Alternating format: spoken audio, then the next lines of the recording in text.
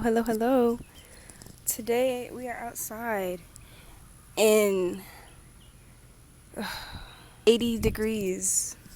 It feels more like 95. It's pretty hot out here. Hi, my name is Caitlin. This is my first ever YouTube video slash podcast episode. I don't even have a name for the podcast yet. I'm just doing it. Actually, I already did it. I just never uploaded the video for it because I simply did not like it. I thought it could have been better. It could have been organized better. So here I am trying to revamp the podcast before you guys even knew it. So I was journaling today. Honestly, let's go back. Before I was even journaling, I was talking to a few people in school, and I was like telling them how, man, I really wish I would have listened to my parents when they told me, it's not worth it. Dating in high school is not worth it. But who's listening? You're gonna do it anyway. If you're anything like, the average kid, who rebels against almost anything your parents tell you. Well, not everybody, but like a good bit, majority. You know what I mean? Okay, so we were talking about it, and I was just like, I wish I would have listened because, had I just listened for had I listened, I probably wouldn't be in such predicaments that I end up in. But I learned a lot. I do. I learned a lot. So today's episode will be the pros and cons of being in a relationship in high school. Yeah, the setup is a little ghetto right now. Well, I don't think it's ghetto. I think it's unique. I am recording off of my iPad, and it's doing me justice. And since I don't have a mic right now, I will be getting it the next video. Swears these. I want you guys to hear me clearly because the birds are out. They are chirping. They're saying hello to you too. Pros and cons of dating while you're in high school. For reference, I am a senior now, and I am currently single. I kind of plan on staying single for the rest of the semester, but hey, hey, you know what I mean? So I whipped out my trusty Thoughts of Sorts journal because I finished my green one, and it's super, super pretty, but it was time for a new one. And, yeah, I was like, I learned a lot, and I do appreciate what I've learned, but, like, I could have waited. I didn't have to just jump into it, but when you hop in high school and you just see, it's like a candy store. Like, you're just so excited. Like, oh my goodness, new people, new experiences, a journey is ahead of you, and you're just excited. You just want to embark on it right then, right there. So I will walk you through my personal pros and my personal cons about dating in high school. I don't think it's all that bad, but I don't think it's all that good either. You're entitled to feel how you feel about it. This is just from my experience. So, yeah, don't get mad at the messenger. I'm just a girl. One pro, I would say, really, really is just you learn about yourself. I mean, yeah, you're learning about that other person too that you're dating and stuff. Yeah, that's the point. But you're also learning about yourself. You learn your dislikes and your likes. You learn, how to set boundaries, or you even learn that you need to start setting boundaries. It's just you learn different things with every person that you get involved with. Like for me personally, when I stepped into high school, I ended a relationship that I was in my 8th grade year, and it kind of like bled into my freshman year. I would consider that to be like my quote unquote serious relationship because we were together for like 6 months. It's okay, you can laugh. Yeah, but I feel like I learned a lot. And so when we broke up, I learned how to cope with losing someone you were really close with for a long time, especially in the time that we were close. I learned how I really need to learn how to communicate better, and I learned that it's not as easy as it looks. It's really not, and learning or accepting that you don't know how to do that, that's perfectly fine. I mean, you're in high school. But, acknowledging it and working towards it, that is really beneficial for you, future you. Like, not only in relationships, romantic relationships anyway, personal relationships like family, friends, work life, it's essential. So, that is one pro, I would say. Another pro is that you learn how to take constructive criticism. Well, at least in a good relationship, you learn how to do that. My sophomore year, I got into like a pretty serious relationship with someone. I was together with them. I was with them for almost like a year, and sorry, the plane threw me off. It's throwing me off. We're gonna wait till she passes by. Oh, baby God. Bitch, you look a mess. Okay, one thing about filming outside, there's a lot of distractions. Yeah, anyway, where did I leave off? Oh, yeah, I was in a relationship with someone for almost a year, and we had our fair share of arguments, and they required a lot of patience, which is another pro. You learn how to deal with people. You learn how to listen and take their constructive criticism because, you have to be like the best person you can be when you're in a relationship, or like try to, like, you got to really put your pride aside, get vulnerable, and talk about the uncomfortable things. And I know that may be hard because it's even hard for me sometimes. I'm not even gonna lie to you, it's still hard for me to talk to people and get that close and trust them and all that, because you never know, like, people are grimy sometimes. I'm not even gonna lie to you, but you learn to put it aside if you really want that relationship to work.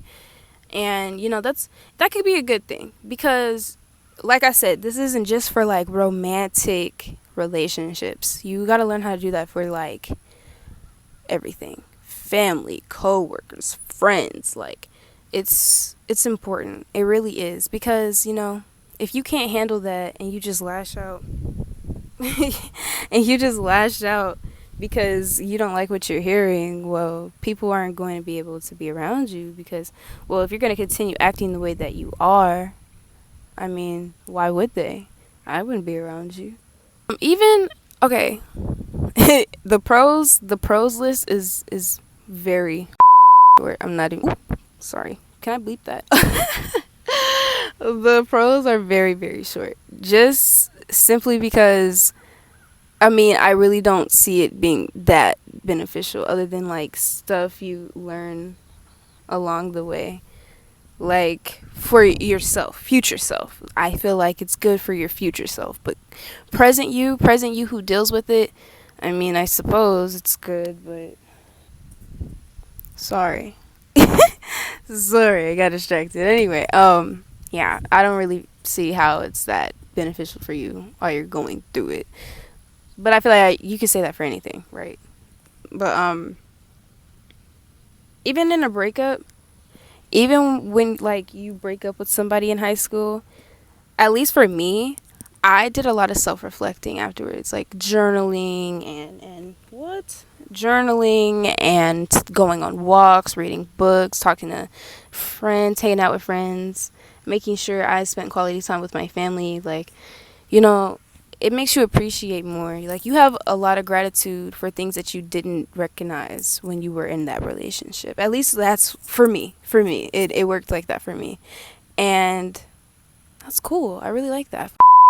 I mess with that. Sorry, I keep cursing. Um, yeah, like I would have these talks with my family, like, well, I don't understand how X, Y, and Z happened. Like, you know, when I was just like going through the heartbreak or the notions of the motions, not notions, sorry, the motions of a heartbreak, I would ask my friends like, well, I don't understand, like, what did I do wrong and all of that, like, you know, so I could fix it. But, you know, that dude was kind of a jerk, so I mean, it wasn't really that much a me thing. Let me be humble. Oh, we're wobbling. Let me be humble. I, honestly, I do appreciate it, cause like if I didn't have it, I probably wouldn't know what's my current issues, like what I need to work on now. Cause you know I'm not perfect. I still have my ways. But you know, I acknowledge them now. Like, I'm aware when I shut down. I'm aware when I don't want to talk. Or I'm aware when I'm having a difficult time expressing myself. But, like, if I can acknowledge that and let people know, like, hey, this is really hard for me, they extend me some courtesy. And I will eventually come around. It's that same loss. That's actually probably like really funny. I think I might just leave that in anyway. Yeah, they extend me that same courtesy. But yeah, now onto my favorite part, the cons. So from my experiences, there's just it's okay with everything that I said, like the pros of it. Honestly, it's still a waste of time. Because it's not guaranteed. You know, or no, she's right there. I just can't see. It is so hot out here. I swear, guys, it's 81 degrees. Baby, you don't feel like it. It's not that beneficial. Like, it's a waste of time. Like, nothing's guaranteed. It's not promised. But that's, like, for anything, though. But, like, especially in a high school relationship. Like, I wouldn't go into one saying, like, oh, yeah, this is going to be the one. Because it's probably, it's not. It's probably not. The chances are it's probably not. You know, high school sweethearts, that's a real thing. But the percentage, the rate, it's so little. It's so slim. It's so slim. Like, really. So I feel like when you invest so much into someone, it's like you really shouldn't. You should just have fun. You know, go on your date, talk, learn about them, you know, like them. But as soon as you like start throwing around like the I love you and, you know, just like making all these empty promises,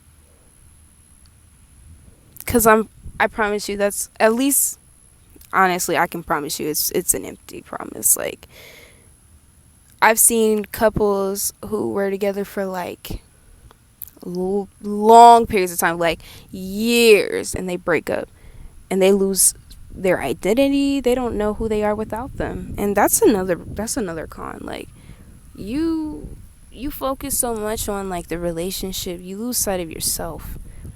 At least, you know, and I feel like I can agree with the last serious relationship I was in. We both lost sight of ourselves because we were just so invested in one another. Like, what can we do to make this person happy? You are not responsible for anyone else's happiness but your own. That is not your responsibility. You could bring them happiness, you can make them happy, but you are not the responsibility of their own happiness. Only you can control yours. And putting someone in that position, that's hard, because then you do anything to please them, to make them happy. You know, even if you're like feeling pretty low, if they're low, you try to fix it. And it's not really your job. You know, all you can do is support and love them or care for them in the healthiest way possible. But that doesn't mean like step in and take their problems, because that's their problem. You know what I mean? That's really important. But yeah, it's just, I don't know. And then like when it ends, Some people don't turn out to be anything better. Like, they don't learn from it. They continue to do the same thing just with other people. Another thing, if you're going to get out of a relationship, don't be so eager to hop into another one, because you're not doing anything but filling a void. And I know this from personal experience. Like, think you're over it, but you're really just talking to someone else to get over it. Like, that's really not the way to go about it. At least I don't think so, because you still deal with it, whether it's that person or not. Because in some way, shape, or form, you're going to end up repeating the same thing that you're running away from. So you might as well just deal with it on your own. So when you are ready to date again and put yourself into someone else's life, you're healed. You aren't going to be repeating the same things. You are going to notice things that you're trying to avoid the next time you're in a relationship. But how would you even know that if you haven't even took the time to be like, oh, I didn't really like that, you know? I didn't really, that same wasp. What do you want from me? You didn't take the time. And that's needed. Yes, be patient with other people, but be patient with yourself, because you have so much time and you have so much life to live. This is not the only thing. You have more to come, better to come. Don't put yourself through all of that for what? You know what I mean? It's not even promised. It's not guaranteed. And if it'll come back, and if it's real, it'll come back. I truly believe that, but most of the time, it's not. So, I wouldn't do it. But that's me. It starts all like, oh, peaches and creams, and oh my goodness, this one happens to me the most. It seems all peachy and awesome and everything like that, but once the infatuation fades, it's kind of just dull. Or something that I notice, like, love bombing is something guys tend to do a lot. Like, not only guys, I think everyone can, and I think everyone at this age right now is very everyone does it. And they probably don't even realize it, but love bombing, that's a real thing. And once they do it, they like reel you in and giving you empty promises and stuff, just for it to not work out. Like, oh goodness, I can't stress that enough. Like, I really hate like lustful intentions. I feel like I'm such a love hard person. I'm very passionate.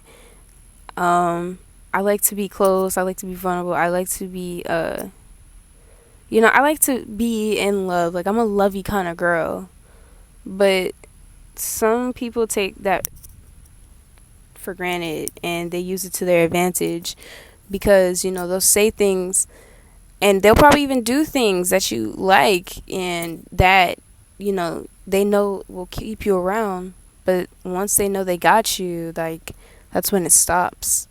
And never settle for that. Never ever settle for that. Boy or girl, never settle for anything like that. If you spot that it's not getting better and they're only doing the bare minimum, you need to leave that situation alone expeditiously, because I swear they don't have the best interest at heart for you. I promise you they don't. So leave that alone. Along with toxicity, whatever, that happens a lot too, and you may not even realize it. You don't even realize it, but that on and off stuff, and that's just so toxic. And yes, you're young and dumb, you're learning and all that type of stuff, but if you know that it doesn't make you happy, or you just like the on and off shit, like, that shit's not working, bro. Leave that alone, bro. I feel like people show you their true character the first time y'all stop talking sometimes. And